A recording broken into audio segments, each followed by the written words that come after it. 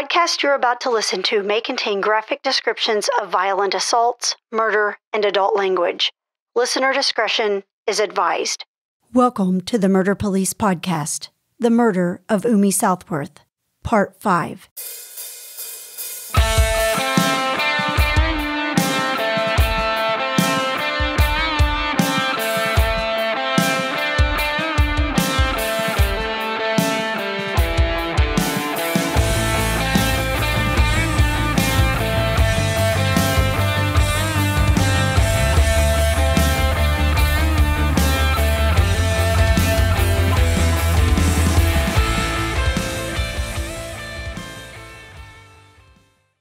We're now looking at June of 2011. We're a year out from the original date of the homicide. Almost exactly the day. Yeah.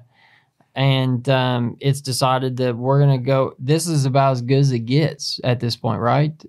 That's where we're at. Let's present it to the grand jury and lay out all these facts that we've just done in these last couple hours and let them make a determination. And what's a grand jury do? Let's educate the audience on that, because what is a grand jury and what's a row? A grand jury is just 12 citizens, 12 to 14 citizens that come into the court. They get sworn in and they hear several cases that the police present to them that is there probable cause to go forward in a felony hearing or a felony trial to prosecute these individuals. They're allowed to ask questions during the grand jury.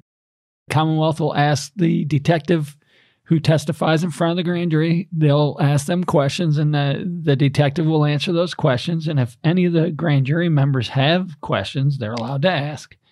It is a private, sealed testimony. And then the grand jury, the detective leaves. The grand jury votes without the detective in there on whether there is probable cause to move forward for the felony trial.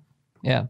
And just like Schoon said, so we have grand jury almost to the date of the homicide, which is June 1st, 2011, and it's a sealed indictment. So what that means is we're going to go into the grand jury. I'm going to testify as the lead, and the indictment is sealed, meaning that if they decide to indict, then that is not information let out to the public. Okay, so it was the first time I've ever testified. I testified for 8 hours in that hearing.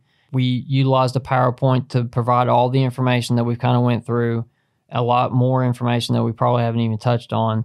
And after that testimony, it was within minutes that the grand jury came back with an indictment wanting to charge Donald Southworth with murder. And that's what we were looking to charge him with. So let's give them a timeline of what we feel happened before we go and arrest. What you presented to the grand jury of the timeline. What we feel happened to Umi the night of her murder.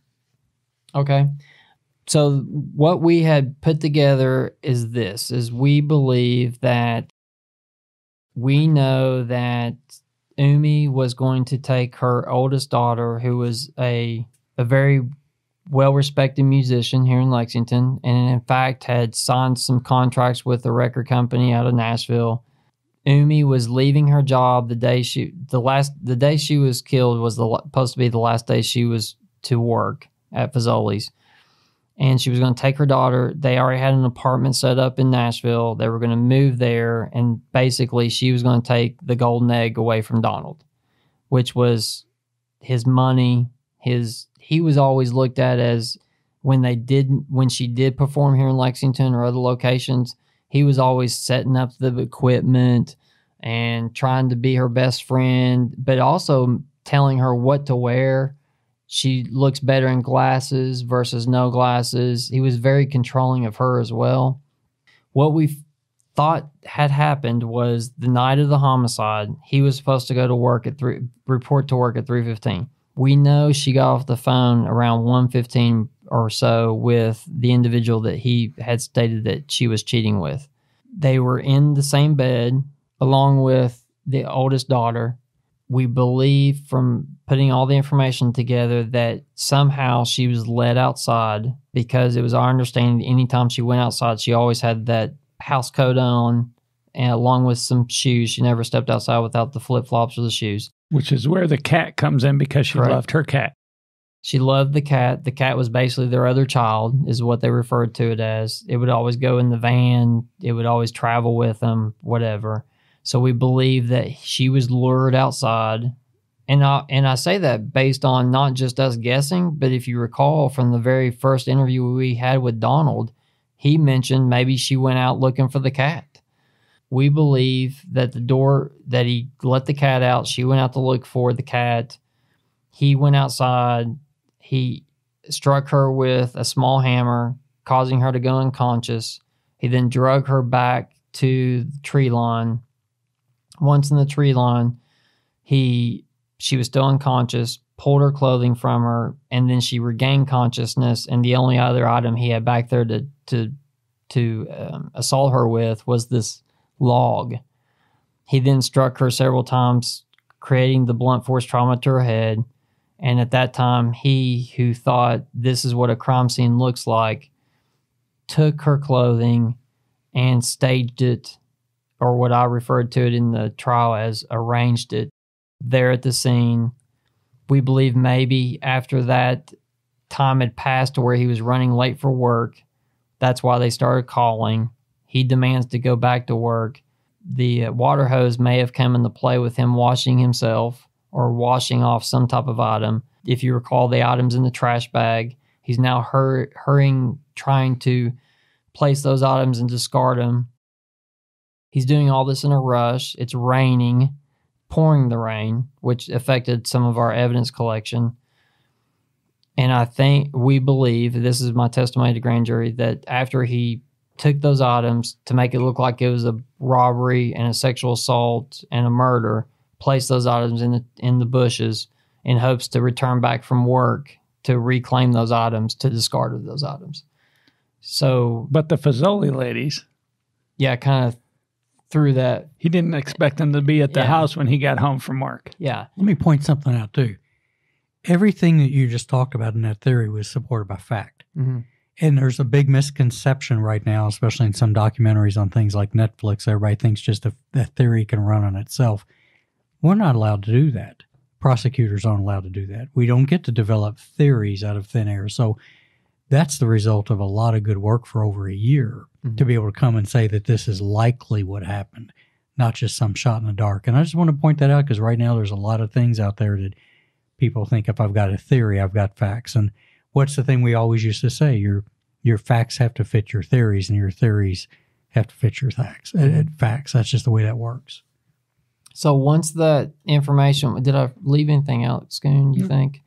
So after that evidence was provided to the grand jury, that was our theory. And like Dave said, it was provided by facts. It was based on some statements made by Donald at the beginning of the interview. And I think this is a very important time to mention that what Schoon picked up on, which was huge, was that when he had stated that, well, my other neighbor's gay, he wouldn't have done this because it was portrayed to us to look like a sexual assault and a murder. So there's an indication there that he knew that she was lying out there naked and appeared to be sexually assaulted and have foreign DNA inside of her. Once all that information was provided to the grand jury, and again, I went through it in like 5 minutes, but that was 8 hours of testimony, they decided to indict Donald for murder. So that very day, we did not know this. So once the indictment came over, we had researched where he was staying based on police reports. He had been pulled over for living in his car or his van at the time and certain things. So we knew he was at a certain location. So we got Dave and a few other detectives, and we went over to arrest Donald. But lo and behold, the very next morning, we found out that Donald had filed a lawsuit against the police department in the city of Lexington over Umi Southworth still being alive. And we didn't know that when we went to go arrest him. It was news to us. So the timing could not have been worse. Yeah. Did he advise you of the lawsuit when you went to pick him up? Is that how you found out? Or? No, we found out in the morning in the news. What was his demeanor when you went to get him? Because he had had some dealings with you all the year prior in that interview room. So was it just kind of, we're back? I don't think he's intimidated by any of us. He just said, okay. We collected the things in his room where we located him, and he went to the police department with us. So you feel like you still had a rapport with him? No, I think after the telephone calls with Bill, he figured out that, okay, maybe they're a little sharper than he estimated. And I think he knew it was coming. That's my own opinion after seeing the expression on his face and how willing he was just to. Now, he wasn't going to provide any information because he already found out that, well, maybe they're a little smarter than I thought, and I'm not going to deal with this. I think that was the first time I saw on his face that he almost felt a little defeated, because I think he thought it could happen, but I think only until the day we knocked on that door of the hotel or the motel, I think it was finally he figured out that these guys know a little bit more than what I thought they would. And they didn't give up. Yeah, because a narcissist always counts on that bubble not ever breaking. And that's why if you have a report, because they'll switch. The 180 goes off and now they're mad because you're on to them. And it had been a year, and he doesn't know everything that Bill and Schoon and all the traveling they've done and the thousands of interviews that we've compressed down into this 3 hours that they've done. And he just thinks we kind of forgot about it. And the reality is we never forget about it. I mean, we're working those cases day in and day out every day. Well, I think that's a very good point that Dave brings up is families may think we forget about those victims, but we don't ever forget about those victims. We are always trying to work those cases as much as we can. And sometimes we just can't go any further until some other lead comes in. But in this case, Donald hadn't contacted me any further beyond those earlier phone calls about where we were on the case. Like Dave said, he almost thought that maybe we had just forgotten about it and put it to the side, but we kept working it and working it and working it and finally got to this point. Well, can I add to that? Any homicide detective that really is a homicide detective, I don't want the listeners to think, even though they don't know we go home at night and not talk about their loved one or someone that they know has been murdered. We absolutely wake up in the morning when we're getting ready for work. It bothers us. We know we got to get in there. We're responsible. And I don't think the victim's family realized that it's not a pride game. It's something and that's why when we go to trial, we're so nervous and we don't want to blow this in front of the family because they're depending on us. So it does affect us every day. I'll jump in and say that if we're awake, we're thinking about it.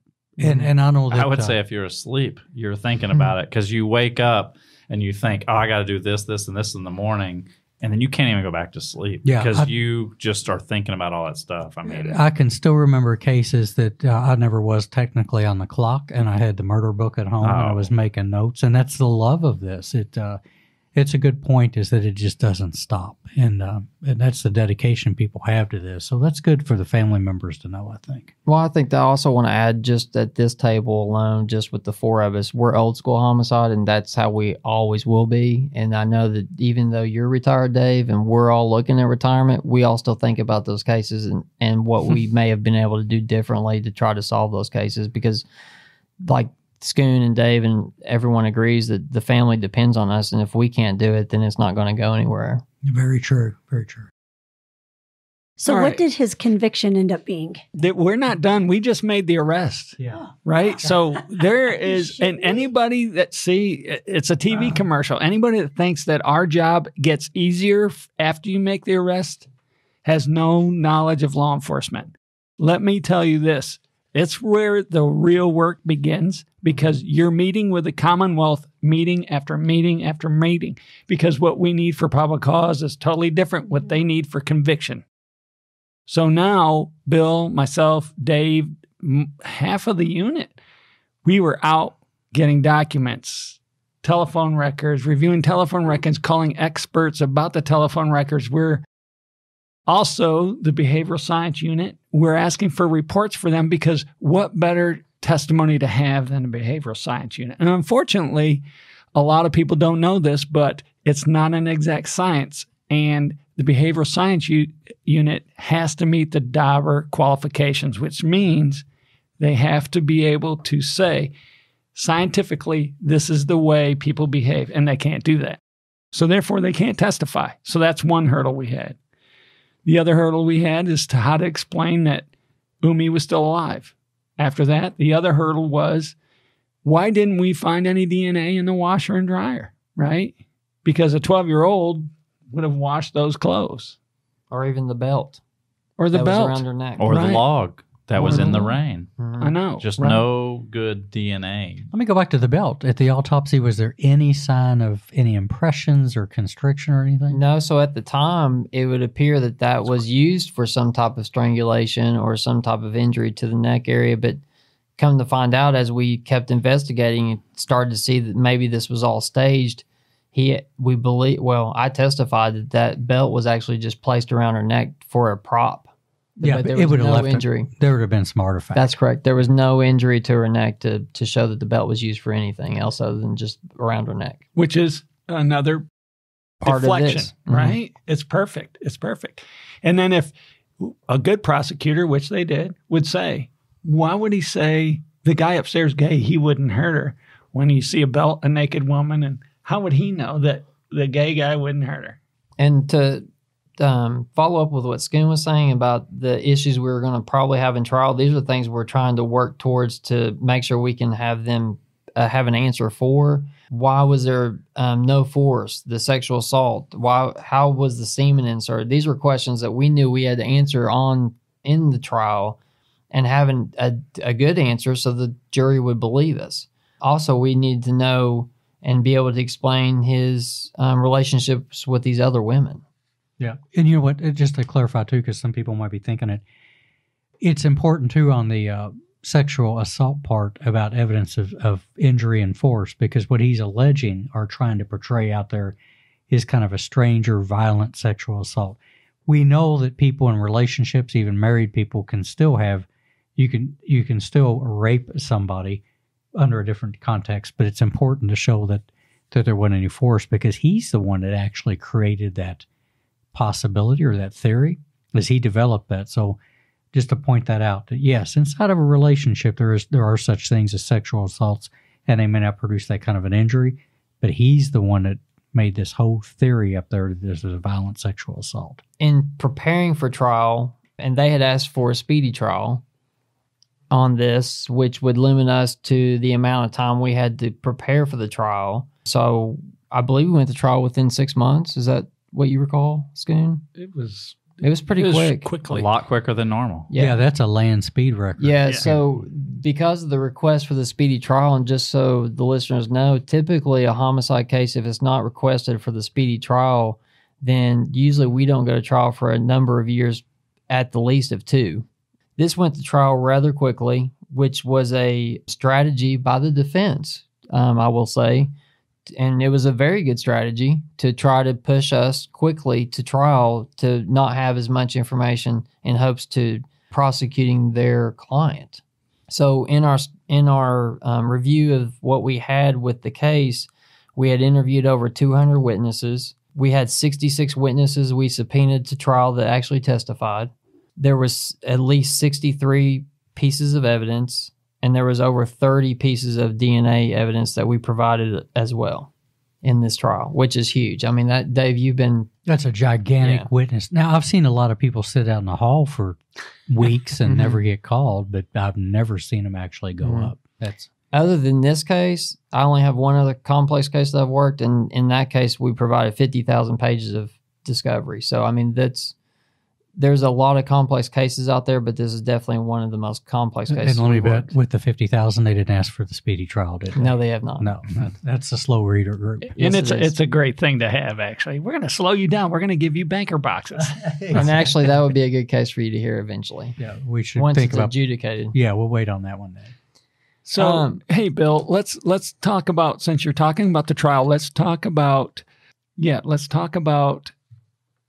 there was one point that we had to panic. We pushed the panic button, like the Best Buy button there. So talk about the defense calling their expert.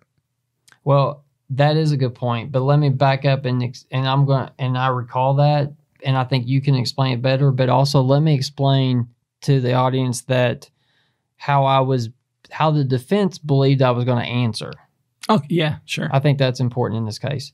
So in this case, I was on the stand. Thank you. How old are you? It's getting dark. Yeah. It's past my bedtime. There's no doubt about that.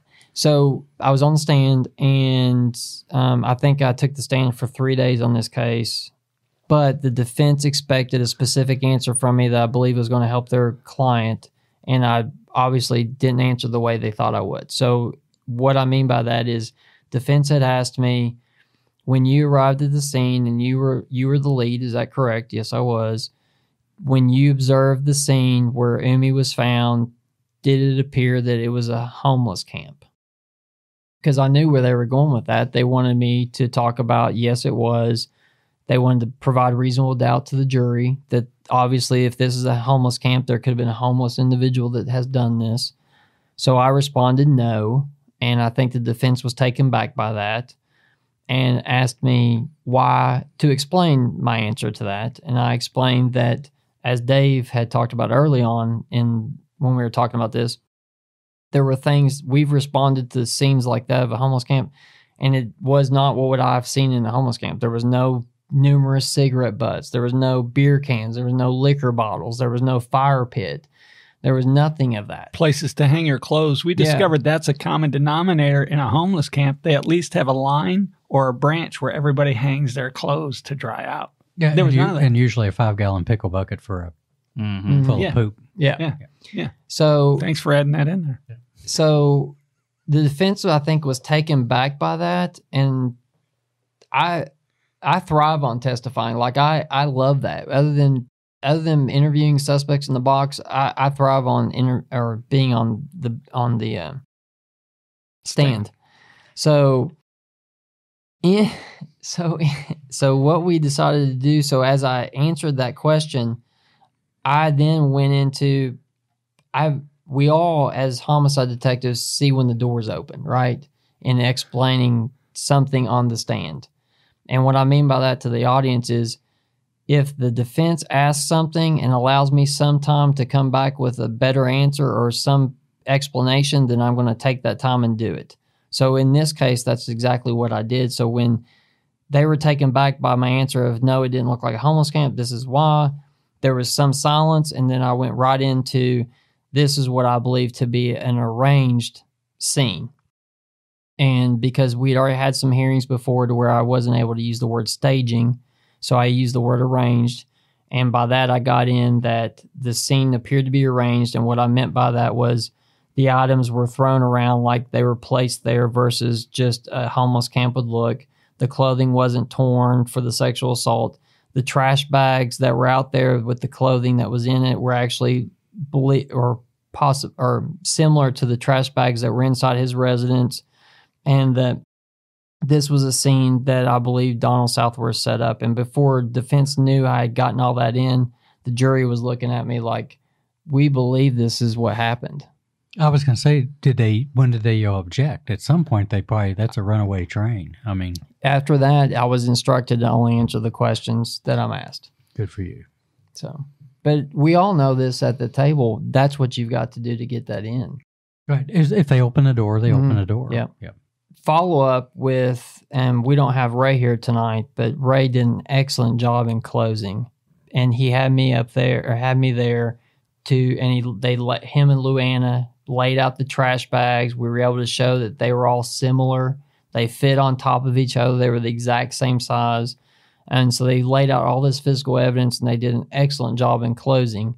And I'm sure the listeners are familiar with Ray Larson and Luana. They were able to basically tell the story so the jury believed it. They then, after hearing the story, then decided to basically find him guilty. Right. The jury went in, and it was a very short time that they came back. Let's go back to the defense expert. Oh, yeah. I'm sorry. Don't apologize. You're sweet. So there was a panic moment where the defense had hired an expert from out of state to come in and explain why the Lexington Police Department didn't understand that this was a violent crime scene and what we missed and whatnot. So Luana was awesome. and her spouse was awesome. And that's Luana Redcorn. Right. Yes. Yeah. They came out and said, let's, real quick, before we got a recess, before we come back after lunch, we need to know everything we can about this expert. Well, come to find out, his history was not so great. So after lunch, Luana approached the bench and said, if you're calling him to the stand, we're going to address these issues that he's had in the past. Do you want to do that? The defense decided not to use him as an expert witness, and it was a successful win after that. So it was, I mean, my point is you're working on this case up until the jury deliberates. Mm-hmm. It's to that point where it gets harder as the trial goes on until the jury deliberates. It's not done. That's good research on the Commonwealth's part too, to look into that history of that person, because we all know that some people can get qualified as an expert, and there's a process for that. But it doesn't mean that they've always been looked at carefully. And what if their track record isn't that good? Because in the end, this is what they'll get accused of anyway, is how much did they pay for you to come up here and say that? Right. So that's great research on the Commonwealth's part. And let me add too that, with Ray Larson too, is that I don't think anybody closes as strong as Ray. I mean, it's fire and brimstone. He's a prosecutor's prosecutor. So I've seen that myself, and it's very powerful to watch. Yes, he is. So to give the audience an idea, this was a trial that lasted 10 days. Closing arguments lasted 4 hours, and the jury deliberated for 3.5 hours. And then they came back with a guilty plea, or a guilty for Donald Southworth, for the murder of Umi Southworth. Good deal. And then they moved on to the sentencing phase, I guess, or? They did. Yeah. What did they come up with on that one? No, life. Oh, it was life. That's correct. Yeah, life imprisonment. But there was an appeal. Yeah, there was an appeal. And in any murder trial, there's always an appeal. And it was granted this time because of some issues we had of information that was provided in trial. The testimony of the second wife was prejudiced to the jury, so they felt that they should retry the case. Yeah, and that's one thing that listeners don't understand. Sometimes when they see a successful appeal, as a lot of people I think look at it and say, well, they screwed that up. And we know that this whole process is a minefield. When you're testifying, it's a minefield. You all have done Bruton arguments before, probably, where, you can't use the testimony of a co-defendant, and that whole thing in Miranda where everything you say can and will be used against you, that's a crock. That's not true, because if I get up there and just slip up and say, well, how did you arrest Chris Schoonover? And I said, well, he had a warrant for misdemeanor theft. Boom. The gavel goes down, the whole thing starts again. So It's important to understand that that's the protection that the system offers, but it always doesn't mean that it's been bad work or anything. And even though that the second wife testified to what she had experienced, that was deemed to be not admissible. And, for us, that was everything. That was a good part of the case. And for them to rule against that. Yeah, it's all timing, right? I mean, because there's things that you can't do during trial that you can bring up during sentencing, and it's a minefield right there. Yeah, let me also add that the judge in this case, I won't say who that was, but did an excellent job, because she knew that this could happen, and she knew how much information was coming into this trial, and she was very cautious of what she was going to allow into the trial, knowing that there was going to be an appeal, and there could be a possibility of a reversal. So we had a lot of hearings. I'm going to add to that. Yes, at first we were frustrated, saying, "Why is this happening? Is she not allowing this in?" And after thinking about it, and after all said and done, she was preparing that there would be no appeals. She was on the money. She was on her game. I totally understood. Bill everybody understood, and she did great. But lo and behold, they found a loophole. Yeah, and Schoon and I, and we all at this table consider her a friend, and there was some times on the stand where I was like, we're friends. Why are you treating me like this? I would look at her and like, are you really treating me like this? I was put on the hot spot for a few times. But that's a good judge, right? Yes, it is. And if people want to have faith in the system, then sometimes that's a little bit of a rougher ride than not. But she's protecting the record. That's correct. And in the end, that's what we all want, is a protected record. The issue came up and it's called a 404B. And what the Commonwealth goes through, a 404B is similar acts that which cause this action of murder. In this case, it was a murder or domestic violence, which involved the second wife. The Supreme Court of Kentucky felt that the testimony by the second wife was prejudicial to the jury, which ultimately convicted the defendant. So they won that appeal. So in the meantime, that means that the Lexington Police Department, i.e. Bill, me, Dave, that means we get to investigate further. So we pull the books back out. We get to investigate what the defense attacked in the trial. So that's our advantage, as well as it's their advantage that they won the appeal. So we get back to work on, okay, so if they felt that the second wife's testimony prejudiced the jury, we can't use her again. So we have to use something else to convince the jury that he committed this. Well, in the meantime, so we're searching more individuals for DNA, taking swabs, surreptitiously going over to other witnesses' houses and asking them, hey, can you provide this? If they don't, then, I mean, this is just an example of how we would collect DNA. If we knew that their habit was to go to a Mexican restaurant, have a margarita, some of the detectives may sit at the bar, wait for them to finish so we can testify that we actually saw them drink out of this straw. We would wait for them to leave. We'd collect that straw, send it, seal it, send it to the lab, and be able to follow the chain of custody so it would come back and confirm whether it was that DNA or not.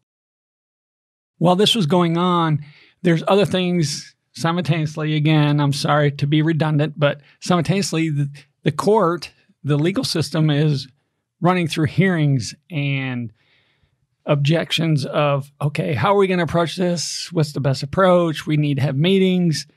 We have a hearing on suppression of evidence. And so eventually, Donald Southworth takes an Alfred plea. And what is that? Describe that for the audience. So what happens is they agree that there is enough evidence to take it to trial, but they're not going to admit to that evidence is enough to convict them. So what happens is they take the Alfred plea. The judge says, do you agree to this? And they have a whole diverse plethora of information that the defendant has to agree to. They read that in the courtroom for the record, and he agrees to that. So at the end of the appeal and the end of the Alfred plea, he agreed to 15 years, which he is released from prison at 2024. That's not very much time, is it?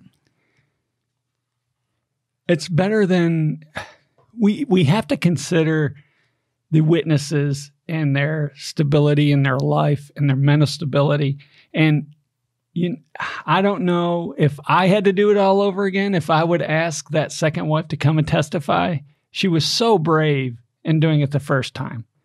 And to criticize what she testified to say that prejudice, I don't know if I would do that again. And all the other relationships, they didn't testify because we've talked about them, but they were so scared of Donald that they couldn't even come to testify. And put them through that again, it's too much for them. And that's another good thing to talk about the judge too. She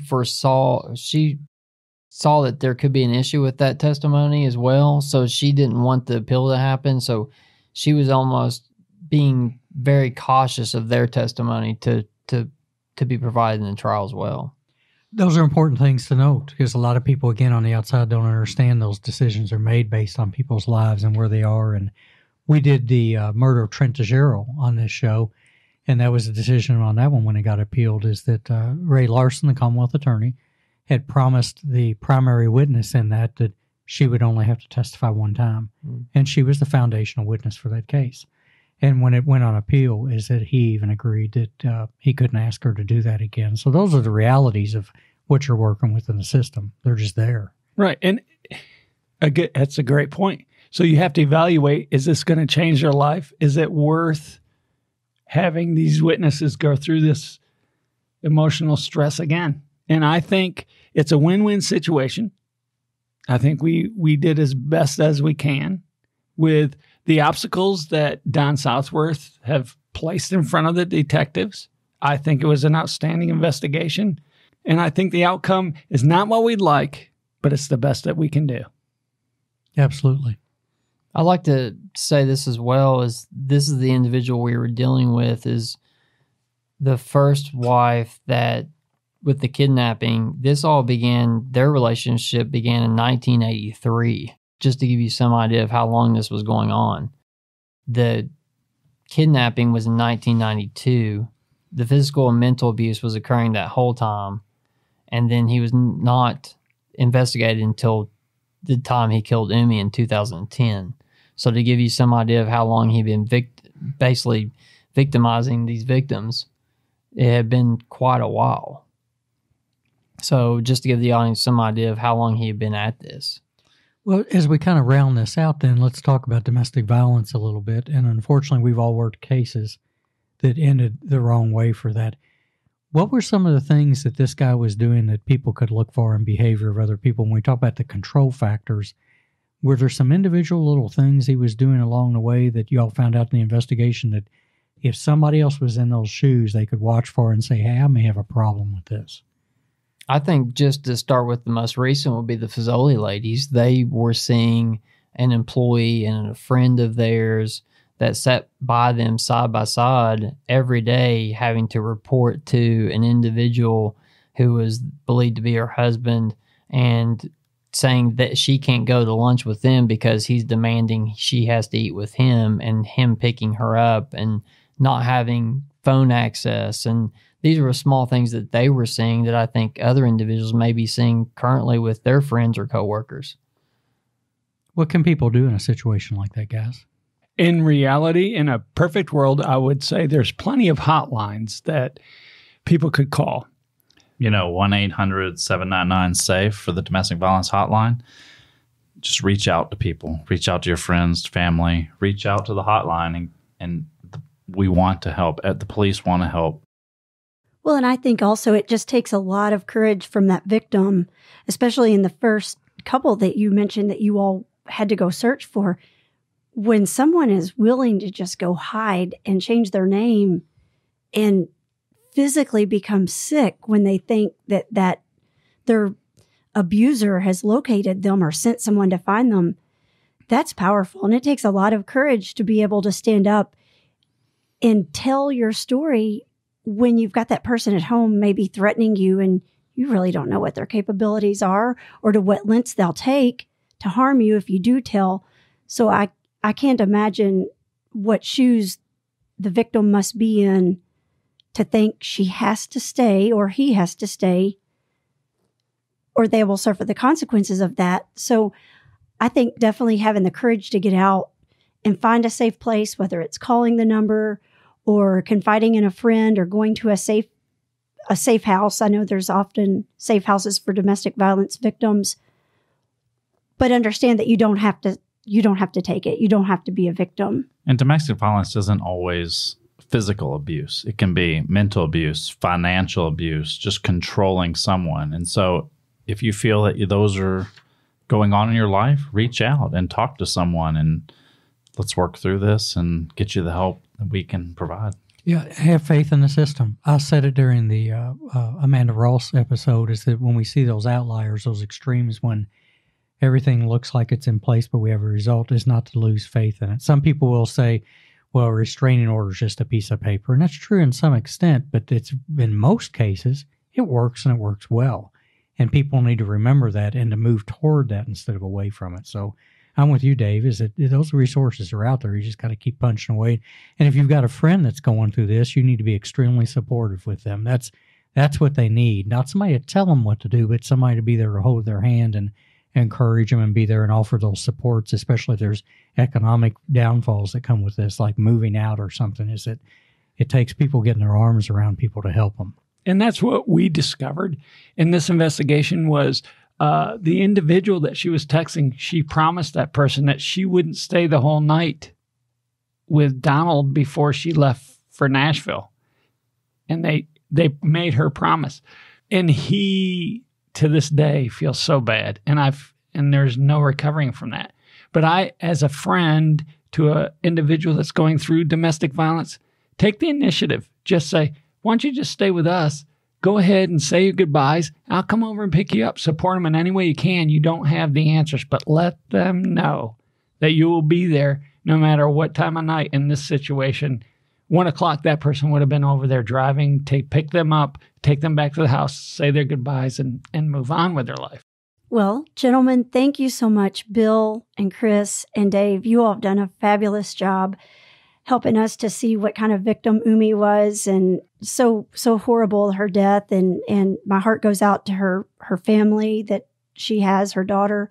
But thank you all so much. It sounds like you worked tireless hours, put in so much effort for this, and we're grateful that you came to share your story. Thank you for having us. Yeah. Thank you again. Thank you so much. The Murder Police podcast is hosted by Wendy and David Lyons and was created to honor the lives of crime victims so their names are never forgotten. It is produced, recorded, and edited by David Lyons. The Murder Police podcast can be found on your favorite Apple or Android podcast platform, as well as at murderpolicepodcast.com, which is our website, and it has show notes for imagery and audio and video files related to the cases you're going to hear. We are also on Facebook, Instagram, Twitter, Pinterest, LinkedIn, and YouTube, which has closed caption available for those that are hearing impaired. If you've enjoyed this podcast, please subscribe for more and give us a 5-star review on Apple Podcast or wherever you download your podcast from. Subscribe to the Murder Police Podcast and set your player to automatically download new episodes so you get the new ones as soon as they drop. And please tell your friends. Lock it down, Judy.